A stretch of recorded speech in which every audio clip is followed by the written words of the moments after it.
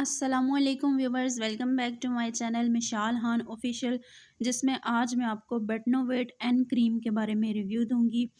Betnovate की cream ये किस मकसद के लिए यूज़ होती है और कौन सी कंडीशंस में आप इसको अप्लाई कर सकते हैं, क्या होते हैं इसके साइड इफ़ेक्ट्स, ये सब जानते हैं इस वीडियो में।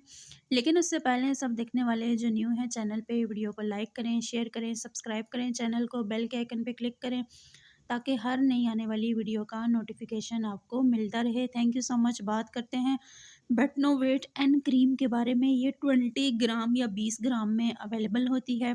जीएसके की प्रोडक्शन होती है और इसकी प्राइस 100 से ऊपर ऊपर होती है। ये डिज़ाइन की गई है वेरियस स्किन कंडीशंस के लिए, या जो बैक्टीरियल इन्फेक्शंस हो जाते हैं उनके लिए ये डिज़ाइन की गई है। इसको आप एज अ क्रीम जो है वो ओरल यूज़ कर सकते हैं।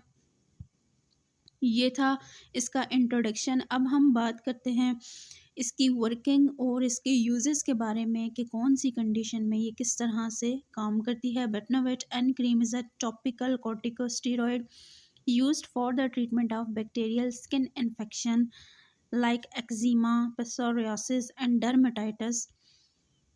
यानी कि जो बेटनोवेट की क्रीम होती है ये एक टॉपिकल कॉर्टिकोस्टेरॉइड है जो कि बैक्टीरियल जिल्द के इन्फेक्शन जैसे कि एक्जिमा, चंबल और जिल्द की सोजिश वगैरह के इलाज के लिए इस्तेमाल की जाती है। इसमें बीटामेथाजोन वेलिरेट होता है और न्यूमाइसिन होता है जो कि इसके एक्टिव इंग्रेडिएंट या बतौर फ़हाल अज्जा शामिल होते हैं। बीटामेथाजोन वेलिरेट एक कॉर्टिकोस्टेरॉइड है जो जिल्द की मुख्तलिफ हालतों से वाबस्ता सोजिश को, ख़ारिश को, लाली को कम करने में मदद करता है। ये जिस्म में बाज़ केमिकल्स की पैदावार को रोक कर काम करता है जो कि सोजिश का बायस बनते हैं। इंटरनल या एक्सटर्नल जितने भी केमिकल्स आपकी बॉडी में डेवलप हो जाते हैं जो कि आपकी स्किन को बहुत ज़्यादा डैमेज कर रहे होते हैं, तो उन कंडीशंस में ये बहुत ज़्यादा बेस्ट होती है। अब कौन कौन सी कंडीशंस में आप इसको अप्लाई कर सकते हैं।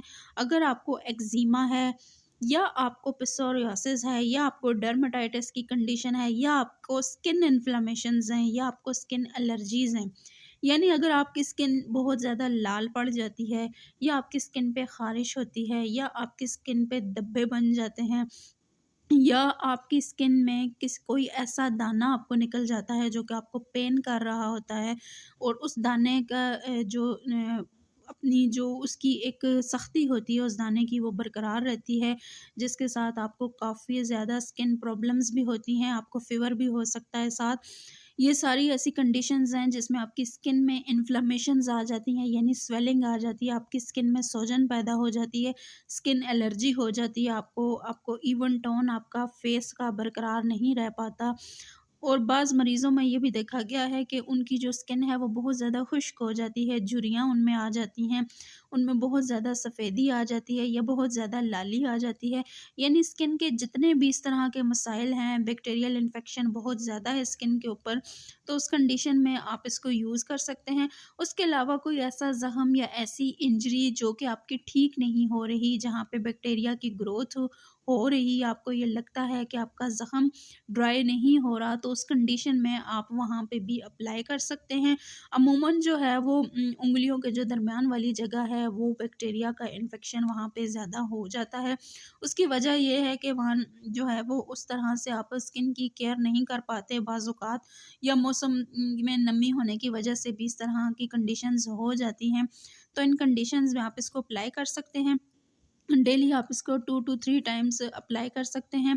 अब बात करते हैं साइड इफ़ेक्ट्स के बारे में कि अगर आप ये यूज़ करते हैं तो क्या-क्या आपको इसमें साइड इफ़ेक्ट्स हो सकते हैं। आपकी स्किन में बर्निंग हो सकती है, यानी कि जलन हो सकती है, ख़ारिश हो सकती है, ड्राइनेस हो सकती है, बेचैनी हो सकती है, आपको स्किन के ऊपर रेडनेस हो सकती है, फॉलिकुलाइटिस या एलर्जिक के रिएक्शंस आपको हो सकते हैं। उसके अलावा अगर आप ऑलरेडी स्किन से रिलेटेड कोई मेडिसिन खा रहे हैं, या अपनी इंजरी से रिलेटेड या किसी मर्ज़ में आप मुब्तला हैं, कोई इस तरह की आप मेडिसिन यूज़ कर रहे हैं, तो उसके इस क्रीम को यूज़ करने से पहले फिर आपने अपने फ़िज़िशियन से लाज़मन कंसल्ट करना है।